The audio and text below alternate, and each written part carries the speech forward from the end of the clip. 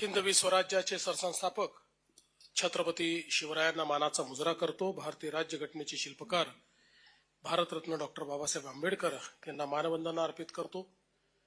आजच्या चित्पावन ब्राह्मण संघ संस्थेने उभारलेल्या परशुराम भवन या वास्तूच्या उद्घाटन प्रसंगी तुम्ही कॅमेरा लावून बसून जा बेटा, म्हणजे मागच्यांना दिसेल. बसून जा. बसतील 2 मिनिटात बसतील ते, कॅमेरा लावून बसतील. चला. मंचावर उपस्थित असलेले आपले जलसंपदा मंत्री गिरीशभाऊ महाजन, आमदार सीमाताई हिरे, आमदार राहुलजी ढिकले, माजी मंत्री भारतीताई पवार, आपल्या या संघाचे अध्यक्ष सन्माननीय विजय सानेजी, श्री दिलीप फडकेजी, ॲडव्होकेट अविनाश भिडेजी, श्री नितीन सहस्त्रबुद्धेजी, श्री हेरंब घारपुरेजी, श्री प्राध्यापक प्रभाकर केळकरजी, श्री देवेंद्र बापटजी, श्री विवेक गुप्तेजी, कॅप्टन आशिष धामलेजी, डॉक्टर विजय काकतकरजी, श्रीमती स्नेहा दातार, या ठिकाणी चित्पावन संघाचे सर्व सदस्य, देणगीदार आणि सर्व उपस्थित भगिनी आणि बंधूंनो, मी चित्पावन ब्राह्मण संघाचं मनापासून अभिनंदन करतो की अतिशय सुंदर अशा प्रकारची वास्तू या ठिकाणी परशुराम भवन आपण उभारलं आणि आपले आभार मानतो की त्याचं उद्घाटन करण्याकरता आपण मला पाचारण केलं, त्याची संधी मला दिली. आणि केवळ भवनच उभारलेलं नाही तर त्याच्यासोबत हॉस्टेल उभारलेलं आहे, ज्या हॉस्टेलमध्ये 40 आपल्या गरजू मुलांना राहण्याची व्यवस्था असेल, त्यांच्या शिक्षणाच्या संदर्भात त्यांना मदत मिळेल. आणि एवढंच नाही तर एनडीए किंवा तत्सम ज्या काही प्रोफेशनल अशा प्रकारच्या परीक्षा आहेत, त्या परीक्षांच्या संदर्भात सर्व प्रकारचं मार्गदर्शन आणि मदत करण्याचा देखील निर्णय हा जो काही आज विजयराव आपण घोषित केला, मी त्याबद्दल आपले अतिशय मनापासून अभिनंदन करतो, आपले आभार मानतो. आज खरं म्हणजे नाशिकला आम्ही सकाळी आलो होतो, ते आपल्याला कल्पना आहे की सिंहस्थ कुंभमेळा हा नाशिकमध्ये आयोजित केला जाणार आहे आणि आज त्या संदर्भात सर्व आखाड्यांची बैठक घेऊन सिंहस्थ कुंभमेळ्याच्या ज्या वेगवेगळ्या पर्वणी आहेत किंवा ज्याला आता आपण अमृत स्नान म्हणतो, त्याच्या तारखांची घोषणा आज करायची होती. आणि म्हणून सकाळी आम्ही त्याच्या तारखांची घोषणा केली आणि त्यानंतर मग या ठिकाणी पोहोचलो. मला खरं म्हणजे अतिशय आनंद आहे की 93 वर्ष सातत्याने एखादी सामाजिक संघटना या ठिकाणी काम करते आणि 93 वर्षामध्ये विविध प्रकल्प उभारत, समाजाला एकत्रित ठेवत, समाजाच्या गरजूंना आवश्यक ती मदत करत संस्था सातत्याने पुढे जाते. मला असं वाटतं की अशी उदाहरणं फार कमी दिसतात. पण चित्पावन ब्राह्मण संघ नाशिक, मी मगाशी हे जे पुस्तक या ठिकाणी चित्पावन 75 हे पाहत होतो, तर त्याच्यामध्ये जी 1933 ला सभा झाली होती त्या सभेचं इतिवृत्त मला त्याच्यामध्ये वाचायला मिळालं.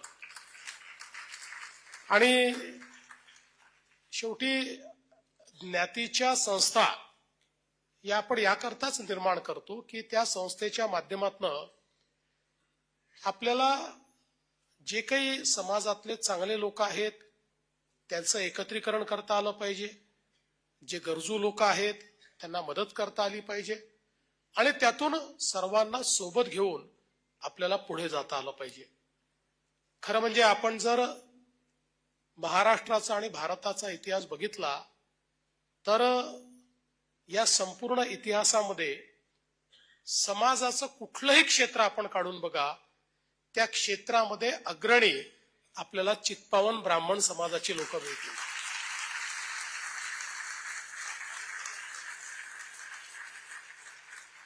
हिंदवी स्वराज्यामध्ये छत्रपती शिवाजी महाराजांनी जे तयार केलं ते वाढवण्याचं काम असो, भारतीय स्वातंत्र्याचा लढा असो, समाजातलं सुधारणावादी क्षेत्र असो, समाजातलं कला आणि साहित्याचं क्षेत्र असो, कुठलंही क्षेत्र जर आपण बघितलं तर त्या क्षेत्रातली 10 ठळक नावं काढली तर त्यात किमान 3-4 तरी नावं ही चित्पावन ब्राह्मण समाजाची आपल्याला सापडतात.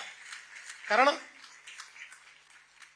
अतिशय बुद्धिमान आणि अतिशय मेहनती अशा प्रकारचा हा आपला समाज आहे. आपण बघितलं असेल तर अतिशय विषम परिस्थितीतून वर आलेला समाज आपल्याला पाहायला मिळतो. काही फार गर्भश्रीमंत अशा प्रकारचा समाज नाही. सामान्य मध्यमवर्गीय गरीब अशा प्रकारच्या कुटुंबातूनच पण स्वतःच्या कर्तृत्वाने पुढे आलेले अशा प्रकारचे लोक हे मोठ्या प्रमाणात आपल्या समाजामध्ये आपल्याला पाहायला मिळतात. आणि म्हणूनच मला असं वाटतं की ज्यावेळी अशा प्रकारची एक संस्था 93 वर्ष काम करत असताना विविध उपक्रम हातामध्ये घेते त्यावेळेस ते अतिशय महत्वाचं असतं. आज आपण पाहतोय की समाजामध्ये जातीय व्यवस्था ही असू नये असं सगळ्यांचं मत असतं, पण जात अशी आहे की जी कधीच जात नाही. त्याच्यामुळे जाती व्यवस्था असू नये असं म्हणण्यापेक्षा जातीय विषमता असू नये असं जर आपण म्हटलं तर ते अधिक चांगलं होईल. आणि ही विषमता दूर करण्याच्या दृष्टीनं मला असं वाटतं की ही आपली सर्वांचीच जबाबदारी आहे. पण अनेक वेळा ही विषमता दूर करत असताना अनेक प्रकारच्या गोष्टींना आपल्याला देखील सामोरं जावं लागतं. पण मला नेहमी जेव्हा लोक असं विचारतात की राजकीय क्षेत्रामध्ये तुम्ही काम करता, राजकीय क्षेत्रामध्ये संख्या महत्वाची असते आणि सगळ्या प्रकारचे जातीय लोक जर तुम्ही बघितले, सर्व प्रकारचे ब्राह्मण बघितले तर त्यांची संख्या बोटावर मोजण्या इतकी, म्हणजे चालायचं कसं? तर मी त्यांना नेहमी सांगतो की ब्राह्मण समाजाचं काम काय आहे? ब्राह्मण समाजाचं काम आहे दुधात साखरेचं काम करायचं. साखर ही चिमूटभरच लागते, पण ती चिमूटभर साखर जेव्हा दुधात टाकली जाते तेव्हा ते दूध गोड लागतं. तसंच समाजामध्ये आपल्याला काम करायचं आहे. समाजामध्ये साखरेसारखा गोडवा कसा निर्माण करता येईल हे काम आपल्याला करायचं आहे. समाजामध्ये समाजाला उपयोगी अशा प्रकारची व्यवस्था कशी निर्माण करता येईल हे आपल्याला बघायचं आहे.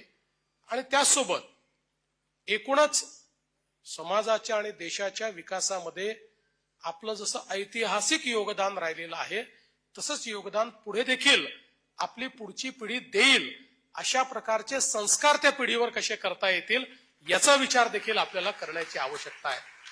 आणि म्हणूनच मला असं वाटतं की या कार्यक्रमाच्या माध्यमातून आज याही गोष्टीचा मला आनंद आहे की समाजामध्ये ज्या लोकांनी स्थैर्य मिळवलं, ज्यांनी आपल्या कर्तृत्वाने समृद्धी मिळवली, अशा मंडळींनी या उपक्रमामध्ये दानवीराप्रमाणे काही ना काही दान त्या ठिकाणी दिलेलं आहे. हे देखील अत्यंत महत्वाचं आहे. कारण ज्या समाजामध्ये लोक मोठे झाल्यानंतर केवळ स्वतःचा विचार करतात ते समाज कधीच पुढे जाऊ शकत नाही. पण ज्यावेळी आपण मोठे झालो आहोत, आता इतरांना मोठं करण्याची जबाबदारी आपली आहे, अशा प्रकारच्या विचाराने सामाजिक कार्यामध्ये लोक योगदान देतात, तेच समाज नेहमी पुढे जात असतात. त्यामुळे मला खरं म्हणजे आज ज्या ज्या लोकांनी या ठिकाणी या उपक्रमाकरता देणग्या दिलेल्या आहेत त्या सर्वांचं अतिशय मनापासून अभिनंदन करायचं आहे, आभार मानायचे आहेत. आणि एक गोष्ट मला निश्चितपणे सांगितली पाहिजे की जरी चित्पावन ब्राह्मण संघाचा हा कार्यक्रम आहे आणि आपण सगळे चित्पावन ब्राह्मण संघाचे जास्तीत जास्त लोक या ठिकाणी उपस्थित आहात, तरी ऐतिहासिक दृष्ट्या चित्पावन ब्राह्मण समाजाच्या लोकांनी केवळ स्वतःचा विचार केला नाही. आपण बघितलं असेल तर समाजाच्या विविध क्षेत्रामध्ये सर्वांना उपयोगी अशा प्रकारच्या गोष्टी करण्याचं काम, अशा प्रकारच्या सुधारणा करण्याचं काम, अशा प्रकारचा विकास करण्याचं काम हे आपल्या समाजाच्या लोकांनी केलंय. त्यामुळे निश्चितपणे मला विश्वास आहे की एकीकडे समाजाला मजबूत करत असताना, समाजाला त्या ठिकाणी एक चांगली दिशा देताना इतरही बृहत समाज जो आपला आहे, कारण शेवटी आपल्या सगळ्यांच्या ज्ञाती काही असल्या तरी आपण सगळे हिंदू आहोत. आणि आपल्याला माहिती आहे आपल्या पंतप्रधानांनी आपल्याला एकच मंत्र दिलेला आहे, एक है तो सेफ है. एक है तो सेफ है चा अर्थ काय आहे? तो अर्थ एवढाच आहे, आपण सगळे सनातन मानणारे, एक संस्कृती मानणारे, एक धर्म मानणारे, एक विचार मानणारे, ज्यांची मानकं एक आहेत, अशी सगळी मंडळी.